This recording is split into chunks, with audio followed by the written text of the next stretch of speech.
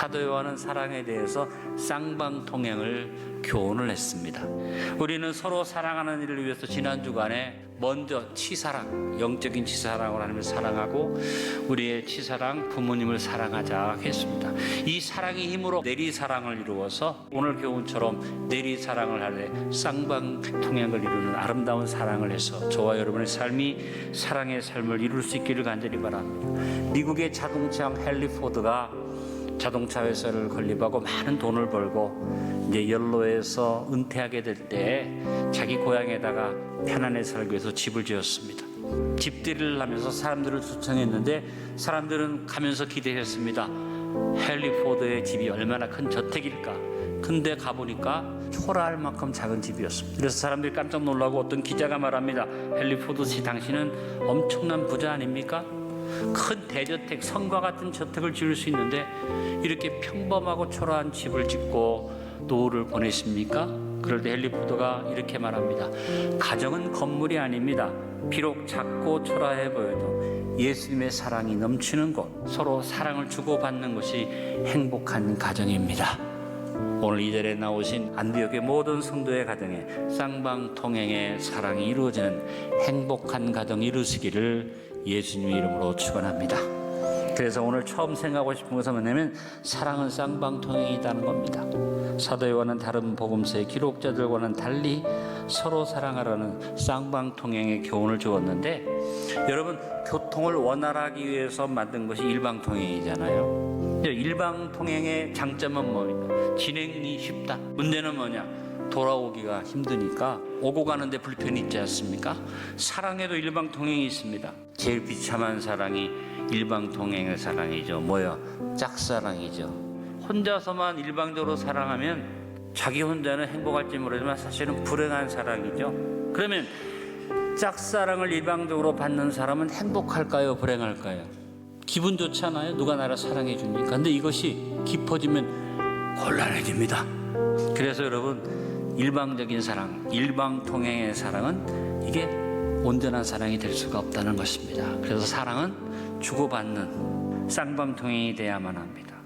여러분, 상대방의 입장은 생각하지 않고 상대방이 원하는 것은 생각하지 않고 일방적으로 나만 사랑을 주면 그것이 사랑인 것 같아도 그렇지 않다. 여러분, 사랑은 일방통행이 아닙니다. 사랑은 쌍방통행입니다. 안디옥의 성도 여러분, 서로 사랑합시다. 사랑으로 주고받은 교제가 풍성하도록 합시다. 다음으로 사랑은 쌍방통행의 섬김으로 이루어집니다. 우리 주님은 쌍방통행의 사랑을 섬김으로 말씀하셔서 섬김으로, 내가 너희를 사랑한 것 같이 내가 너희를 섬기고 내가 너희에게 해준 것처럼 너희도 서로 사랑하라. 그리고 그 전에 요한복음 15장 9절에서 더 분명한 말씀을 하십니다. 아버지께서 나를 사랑하신 것 같이. 너희에게 이렇게 섬김에 사랑하는 이유는 뭐냐면 아버지가 나를 사랑하셔서 섬겨주신 그것을 따라서 내가 너희를 섬긴 것 같이 서로 섬기는 것이 사랑이다. 예수님이 스승으로서 제자들의 발을 씻겨주심으로 서로 섬기고 봉사하는 사랑의 쌍방통행에 대해서 본을 보여주셨습니다. 요한복음 13장 14절로 15절에 내가 주와 또는 선생이 되어 너희 발을 씻었으니 너희도 서로 발을 씻어주는 것이 옳으니라. 내가 너희에게 행한 것 같이 너희도 행하게 하려 하여 본을 보였노라. 스승인 내가 너희를 섬기는 것처럼 서로 섬기라는 말이죠. 행복한 가정이 어떤 가정일까요? 봉사와 섬김이 넘치는 가정 아니겠습니까? 아버지의 최선을 다한 봉사와 섬김이 가족들이 여유 있는 삶을 살 수 있게 해주고, 어머니가 수고하고 애쓰는 봉사를 통해서 섬김을 통해서 가족들이 윤택한 삶을 누릴 수 있고, 자녀들이 순종과 봉사를 통해서 부모들이 보람과 기쁨을 느낄 수 있는 것이 아니겠습니까? 가정에서 섬김과 봉사는 이미 선행되어져 있습니다. 부모님의 사랑이 이미 베풀어져 있습니다. 자녀들에게 베푸는 부모님의 사랑을 생각하면서 우리 가족이 어떻게 치사랑의 실천을 이루며 살기를 바랍니다. 다음으로 사랑은 쌍방통행의 양보와 이해로 이루어집니다. 어느 가정이나 가족 상호 간에 양보와 이해와 손해봄이 없이는 행복한 가정 이룰 수 없어요. 그러므로 양보하는 사람이 마음으로 자원해서 그 손해와 부족을 기쁨으로 감당해야만 합니다. 그럴 때 모든 가족이 기쁨으로 자원해서 자신의 양보와 손해를 아끼지 않고 가정을 이루어갈 수밖에 없지 않겠습니까? 내가 양보하고 이해하고 손해보는데 내가 상대방을 사랑해서 하다 보니까 그것이 힘든 것 같아는 해보니까 그것이 행복이에요. 그것이 기쁨이에요. 여러분, 우리를 위해서 희생을 보이신 예수님, 하늘 보좌 버리고 이 땅에 오셨고, 이 땅에서 가난하고 병들고 어렵고 힘든 사람을 위해서 사셨고, 마지막 자기 생명을 다 주시며 우리를 십자가에 주셨는데 주님이 어떻게 우리를 위해서 희생하셨습니까? 기쁜 마음으로 희생해 주셨습니다. 오늘 우리는 그 주님의 희생을 생각하면서 내가 주님처럼 전부를 다하는 희생을 하셨지만 주님, 내 삶에서 내가 욕심을 부리고 양보하게 해주시고 이해하게 해주시고 내가 좀 손해를 봐도 사랑을 실천할 수 있는 그런 마음과 행함을 달라고 기도할 수 있기를 간절히 바랍니다. 다음으로 사랑은 쌍방통행의 위로와 격려로 이루어집니다. 사람은 용기와 격려가 필요한 존재입니다. 가족들이 서로를 격려하고 힘을 주는 곳이 가정입니다. 가족은 서로에게 힘을 주는 존재가 돼야만 합니다.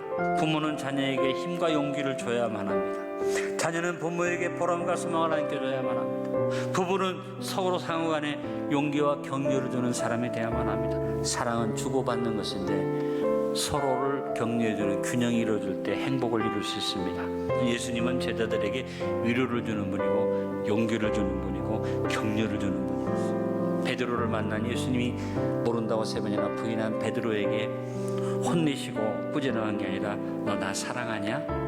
그 다음에 주신 것은 용기와 격려입니다. 내 양을 쳐라, 내 양을 먹여라. 여러분은 가정에서 다른 가족에게 위로와 용기와 격려를 주는 사람입니까?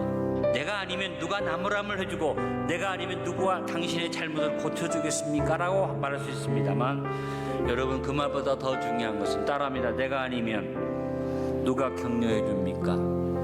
내가 아니면 누가 위로해 줍니까? 내가 아니면 누가 용기를 주겠습니까? 부모가 자녀를 위로하고 격려하고 자녀 또한 부모에게 보람을 느끼도록 보답하는 노력이 있을 때 위로와 격려가 있는 가정, 그것이 행복한 가정이 될 줄로 믿습니다. 마지막, 사랑은 쌍방통행의 책임 안수를 요구합니다. 하나님은 우리를 사랑하시는데 책임을 다하시려고 예수님을 보내셨습니다. 하나님의 사랑은 책임 있는 사랑입니다. 사랑은 바로 책임입니다. 가정은 가족들의 책임과 의무가 잘 이루어져야만 합니다. 책임과 의무를 이행하지 않는 가정에 절대로 행복은 이루어질 수가 없습니다. 우리는 가족으로서 내가 누려야 할 것보다 내가 책임져야 할 것, 내가 행해야 할 것, 의무를 먼저 실천해야만 합니다. 가정은 책임 있는 경영과 관리가 잘 이루어질 때 그곳에서 행복이 일어납니다. 자기의 책임을 다하지 않고 일방적인 사랑을 요구하면 서로가 불행해지죠. 가정이나 교회나 사회나 내 책임이 뭔가를 묵상해보고 책임을 다하는 삶을 삽시다. 빌립보서 2장 4절을 큰 소리를 읽어봅니다. 각각 자기를 돌볼 뿐더러 또한 각각 다른 사람들을 돌보아 나의 기쁨을 충만하게 하라. 오늘 말씀의 결론을 맺습니다. 예수님은 가장 큰 계명으로 사랑의 계명을 주셨습니다. 요한은 그 사랑의 실천 방법으로 서로 사랑하라는 쌍방통행의 사랑을 교훈했습니다. 사랑은 주고받는 쌍방통행입니다. 서로 섬기고 봉사하며 서로 이해하고 양보하고 손해보기를 먼저 하며 서로 위로하고 격려하는 것입니다. 사랑은 서로의 책임을 다하는 것입니다. 서로에게 하나님이 보내주신 사람이 됩시다. 가장 중요한 열쇠를 마지막으로 말씀드립니다. 서로 사랑하는데 깨달은 사람이 먼저 실천하는 것입니다. 서로 사랑하고 원활한 쌍방통을 이루면서 행복한 가정을 이룰 수 있기를 간절히 바랍니다. 따라합니다. 나부터, 지금부터, 적은 것부터